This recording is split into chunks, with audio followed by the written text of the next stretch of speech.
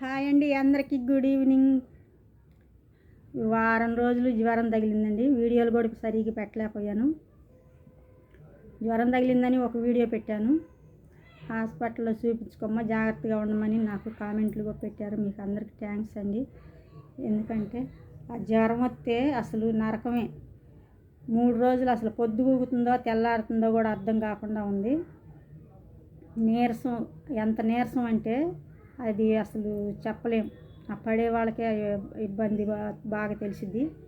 కాబట్టి జ్వరం వచ్చినాక ఇబ్బంది పడే కంటే రాకముందే జాగ్రత్త తీసుకోవాలని, ముఖ్యంగా చిన్నపిల్లలు ఉండేవాళ్ళు మరీ జాగ్రత్తలు తీసుకోవాలని ఈ వీడియో చేస్తున్నానండి. వర్షాకాలం కాబట్టి నీళ్ళు కాచి చల్లార్చిన నీళ్ళు తాగండి. దోమలకి సందకాడే తలుపులు కిటికీలు అన్నీ వేసేసుకొని, దోమలు రాకుండా కటన్లు అవన్నీ వేసేసుకొని దోమలు కొట్టకుండా జాగ్రత్తలు తీసుకోండి. చిన్నపిల్లలకైనా ఫుల్ డ్రెస్సులు వేసేసి, ఆ దోమల వల్ల టైఫాయిడ్, మలేరియా జ్వరాలు వస్తున్నాయంట.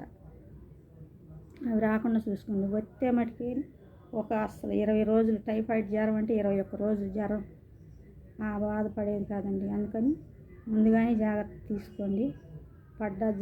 పడ్డ తర్వాత డబ్బులు, హాస్పిటల్లో డబ్బులు పోతే పోయిన ముందు అసలు మనకి నెల రోజులు కోలుకోము. జ్వరం వచ్చిందంటే ఆ నీరసం అంత ఉంటుంది అన్నమాట. ఈరోజైతే కడుపు నిండా ఈరోజే అన్నం తిన్నాను. 4-5 రోజులు అవుతుంది సరిగా అన్నం తిని. ఇడ్లీ రొట్టె అయ్యే కానీ అన్నం తినలేకపోయేదాన్ని. ఇవాళ కొంచెం బాగానే ఉందండి. కాబట్టి దోమలు కొట్టకుండా చూసుకోండి. దోమలు పొద్దుగితే చాలు విపరీతంగా దోమలు వచ్చేస్తున్నాయి.